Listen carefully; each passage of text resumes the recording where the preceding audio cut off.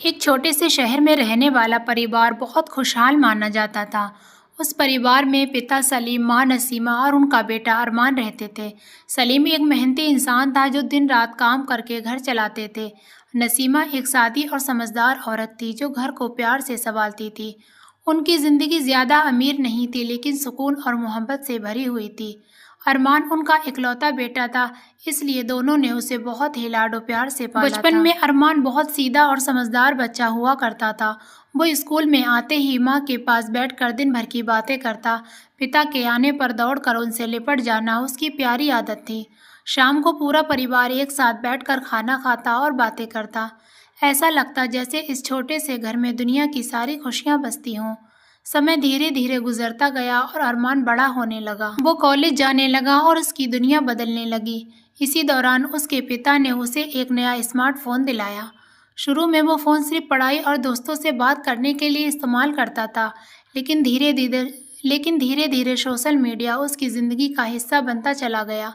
वो घंटों फ़ोन पर बातें करता, वीडियो देखता, ऑनलाइन दोस्तों से बातें करता और पहले की तरह वो माँ बाप के पास बैठकर बातें नहीं करता। पिता के घर आने पर वो फ़ोन में ही व्यस्त रहता। नसीमा कई बार उसे प्यार से समझाने की कोशिश करती थी, मगर अरमान हंसकर बात को टाल देता और फिर फ़ोन में खो जाता। उसे लगता कि मोबाइल में पूरी दुनिया समाई हुई है, लेकिन उसे ये एहसास नहीं था कि यही मोबाइल उसकी ज़िंदगी बदल देगा। धीरे धीरे घर का खुशहाल माहौल बदलने लगा। पिता को महसूस होने लगा कि बेटा उनसे दूर होता जा रहा है। माँ भी कई बार चुपचाप बेटे को देखती और उदास हो जाती, लेकिन अभी किसी को अंदाज़ा नहीं था कि आगे होने वाला क्या है। एक दिन अरमान को सोशल मीडिया पर एक नई दोस्त मिली। उस दोस्त का नाम था ज़ारा। ज़ारा जो किसी दूसरे शहर में रहती थी। दोनों की बातें धीरे धीरे बहुत ज़्यादा बढ़ने लगी। अब अरमान हर समय उसी से चैट करने में लगा रहता। रात देर तक जागना और सुबह देर से उठना उसकी आदत बन गई। कॉलेज की पढ़ाई भी अब धीरे धीरे कमज़ोर होने लगी, लेकिन अरमान को इन बातों से बिल्कुल चिंता नहीं थी। उसे लगता था कि ऑनलाइन दोस्त ही उसकी असली दुनिया है। वो नहीं जानता था कि ये रास्ता उसे किस ओर ले जा रहा है, और एक दिन यही मोबाइल उसके परिवार की खुशियाँ छीन लेगा। दिन गुजरते गए और अरमान की दुनिया धीरे धीरे बदलती चली गई। अब उसका ज़्यादातर समय मोबाइल की स्क्रीन के सामने ही गुजरता था। सुबह उठते ही सबसे पहले वो फ़ोन चेक करता और रात देर तक जागता। नसीमा कई बार उसे समझाती कि बेटा पढ़ाई पर भी ध्यान दो, लेकिन अरमान हर बार कह देता कि सब ठीक चल रहा है। असल में वो ज़ारा से घंटों चैट करने में लगा रहता। दोनों एक दूसरे को अपने दिल की बातें बताने लगे। अरमान को लगता कि ज़ारा उसे सबसे ज़्यादा समझती है। उसे यह भी लगने लगा कि असली दोस्त उसकी वही है। धीरे धीरे उसने अपने घर वालों से बातें करना कम कर दी। वो कमरे में अकेला बैठा मोबाइल पर ही लगा रहता। सलीम ये सब देखकर बहुत परेशान रहने लगा। उन्हें महसूस होने लगा कि बेटा उनसे दूर होता जा रहा है। एक शाम सलीम ने अरमान को अपने पास बैठा कर समझाया। उन्होंने कहा, बेटा, ज़िंदगी सिर्फ मोबाइल से नहीं होती। घर वाले और असली रिश्ते ही इंसान का सबसे बड़ा सहारा बनते हैं। अरमान ने सिर हिलाया, मगर उसके दिल पर कोई असर नहीं हुआ। उसे लगता था कि पिता पुरानी सोच के हैं।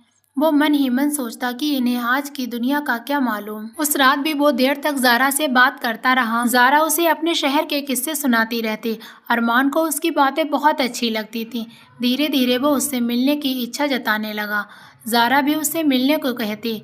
ये सारी बातें अरमान को और ज़्यादा उत्साहित कर देती थी। अब उसे कॉलेज जाना भी बोझ लगने लगा था। क्लास में भी मोबाइल छुपा कर चैट करता था। उसके टीचर कई बार उसे टोक देते थे, लेकिन अरमान के लिए अब ये सब मामूली बात थी। एक दिन कॉलेज से शिकायत घर तक पहुंच गई। सलीम को पता चला अरमान पढ़ाई में बहुत पीछे हो गया। ये सुनकर सलीम का दिल टूट सा गया। उन्होंने बेटे को बुलाकर सख्ती से पूछा, ये सब क्या हो रहा है? अरमान ने गुस्से में कहा, उसे अपनी ज़िंदगी जीने दो। ये सुनकर नसीमा की आंखों में आंसू आ गए।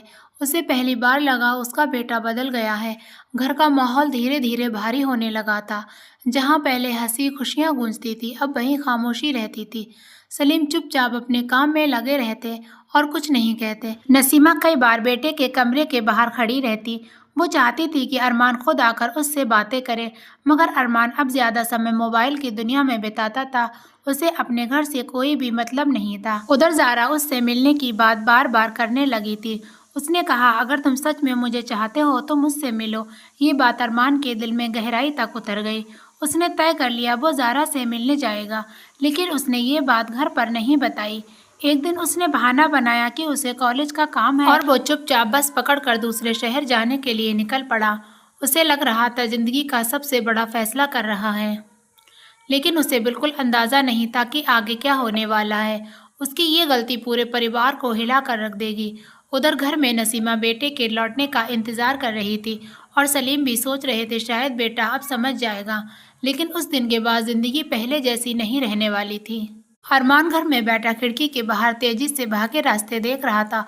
उसके दिल में उत्साह थी और थोड़ी सी घबराहट महसूस हो रही थी। वो पहली बार अपने शहर से इतनी दूर अकेला सफ़र कर रहा था, लेकिन ज़ारा से मिलने की खुशी उसके डर को ख़त्म कर रही थी। उसे लगता कि आज उसकी ज़िंदगी का सबसे बड़ा ख़ास दिन होगा। बस कई घंटों तक चलती रही, आखिरकार दूसरे शहर पहुंच गई। अरमान ने जल्दी से मोबाइल निकाला और ज़ारा को मैसेज किया। कुछ देर बाद ज़ारा का जवाब आया कि वो एक कैफ़े में उसका इंतज़ार कर रही है। अरमान तेज़ी से उस कैफ़े की तरफ बढ़ने लगा। उसका दिल तेज़ी से धड़क रहा था, जैसे कोई बड़ा सपना सच होने वाला हो। कैफ़े के अंदर पहुंचकर उसने चारों तरफ नज़र दौड़ाई। एक कोने में बैठी लड़की ने हाथ हिलाकर उसे अपनी तरफ बुलाया। वो ज़ारा ही थी जिसे अरमान इतने दिनों से जानता था। दोनों पहली बार आमने सामने मिले तो हल्की सी झिझक महसूस हुई। कुछ ही देर बाद दोनों ने बातें करनी शुरू कर दी और माहौल थोड़ा सहज हो गया। ज़ारा ने मुस्कुराते हुए कहा, आखिरकार तुम मुझसे मिलने आ ही गए। अरमान ने हंसकर कहा, मैं तुम्हें निराश नहीं कर सकता था। दोनों घंटों बैठकर बातें करते रहे और समय का पता ही न चला। अरमान को लग रहा था अब उसने सही फैसला किया है। उसे लगने लगा यही दोस्ती उसकी जिंदगी का सबसे बड़ा सच है। लेकिन इसी बीच ज़ारा ने अचानक एक अजीब सी बात ज़ारा ने कहा, मुझे कुछ ज़रूरत है पैसों की। अरमान ने हैरानी से उसकी तरफ देखा और वजह पूछी। ज़ारा ने कहा, उसके घर में बहुत बड़ी परेशानी चल रही है। उसने बताया अगर पैसे न मिले तो उसका बड़ा ही नुकसान हो जाएगा। अरमान ने बिना ज़्यादा सोचे कुछ मदद करने की बात कह दी। उसने कहा वो अपने घर से पैसे ला सकता है। ज़ारा ने मुस्कुराकर उसका धन्यवाद किया और कहा, तुम बहुत अच्छे हो। लेकिन अरमान को नहीं पता था कि वो एक जाल में फंस रहा है। कुछ देर बाद ज़ारा ने कहा, उसे अभी कहीं जाना है। उसने अरमान से कहा, तुम थोड़ी देर यहीं इंतज़ार करो। अरमान ने सिर हिलाया और उसे जाते हुए देखता रहा। काफ़ी देर तक ज़ारा वापस नहीं आई। अरमान ने उसे फ़ोन भी किया, लेकिन उसका नंबर बंद आ रहा था। अब अरमान के दिल में बेचैनी बढ़ने लगी। उसे समझ नहीं आ रहा था आखिरकार ये क्या हो रहा है। धीरे धीरे एहसास होने लगा शायद उसके साथ धोखा हुआ है। उसके हाथ कांपने लगे और दिल तेजी से धड़कने लगा। उसे याद आया उसने घर वालों से झूठ बोलकर ये सफ़र किया था। अब्बू की आशाइश और माँ की चिंता उसकी आंखों के सामने घूमने लगी।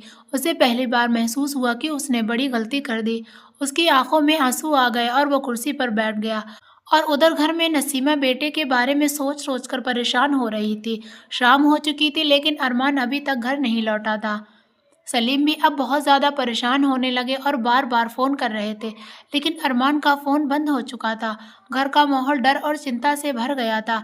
नसीमा की आंखों से आंसू बहने लगे और वो दुआ करने लगी। उसे डर लग रहा था कि कहीं बेटे के साथ कुछ बुरा ना हो जाए। उधर अरमान अकेला उस अनजान शहर में बैठा था। अरमान को समझ आने लगा था कि मोबाइल की दुनिया कितनी झूठी है, लेकिन अब बहुत देर हो चुकी थी और रात भी होने वाली थी। अब उसे सिर्फ एक ही चीज़ याद आ रही थी, वो था अपने घर का सुकून, माँ बाप का प्यार। उसने फैसला किया वो अब तुरंत लौटेगा, लेकिन उसे नहीं पता था कि घर उसके लिए इंतज़ार कर रहा है। अरमान देर रात तक बस अड्डे पर खड़ा रहा और लौटने की सोच रहा था। उसके दिल में पछतावा और डर दोनों एक साथ पैदा हो चुके थे। उसे बार बार अपने अम्मी अब्बू की याद आ रही थी। माँ बाप का वो चेहरा याद आ रहा था जो हमेशा उसके लिए मुस्कुराता था। अब्बू की वो आवाज़ याद आ रही थी जो हमेशा समझाती थी। अब उसे महसूस हो रहा था उसने कितना बड़ा धोखा किया है। उसने जल्दी से घर जाने वाली बस का टिकट ले लिया।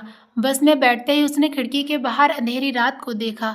उसकी आंखों में आंसू आ गए और दिल भारी हो गया।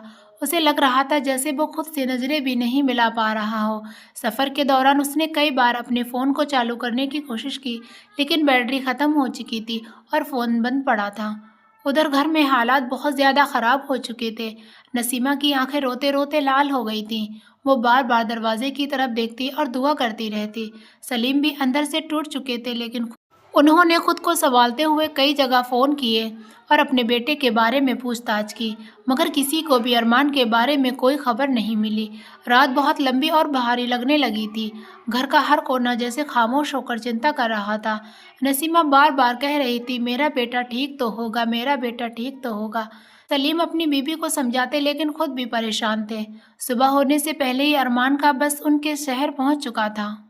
बस से उतरते ही अरमान तेज कदमों से घर की तरफ चल पड़ा। उसका दिल तेजी से धड़क रहा था और आंखों में नमी थी। वो सोच रहा था घर पहुंचकर माँ बाप से माफ़ी मांगेगा। उसे उम्मीद थी शायद सब कुछ ठीक हो जाएगा, लेकिन जब वो घर के दरवाजे पर पहुंचा अजीब सा सन्नाटा था। दरवाज़ा खुला हुआ था और अंदर माहौल बहुत भारी लग रहा था। अरमान धीरे धीरे अंदर दाखिल हुआ और चारों तरफ देखा। माँ कुर्सी पर बैठी थी, उसके पास पड़ोस की औरतें थीं। उनकी आंखों में आंसू थे और माहौल दुख से भरा था। अरमान घबरा कर माँ के पास दौड़ा और पूछा, क्या हुआ अम्मी? नसीमा ने उसे देखा और अचानक रोने लगी। उन्होंने बताया, तेरे अब्बू को रात तेरी टेंशन की वजह से दिल का दौरा पड़ा था और उन्हें अस्पताल ले जाया गया है। हालात गंभीर हैं। ये सुनकर अरमान के पैरों तले जमीन खिसक गई। उसे लगा जैसे पूरी दुनिया अचानक रुक गई हो। वो तुरंत अस्पताल की तरफ भागा। अस्पताल पहुंचकर उसने अपने अब्बू को बिस्तर पर लेटा देखा। सलीम बहुत कमज़ोर और थके हुए लग रहे थे। अरमान को देखते ही उनकी आंखों में आंसू आ गए। अरमान उनके पास बैठ गया और ज़ोर ज़ोर से रोने लगा। उसने कहा, अब्बू मुझे माफ़ कर दीजिए, मैंने बहुत बड़ी गलती की। सलीम ने कमज़ोर आवाज़ में कहा, बेटा ज़िंदगी में सही रास्ता चुनना, मोबाइल और झूठी दुनिया के पीछे मत भागना। परिवार ही इंसान की असली ताकत होता है। ये सुनकर अरमान का दिल पूरी तरह टूट गया।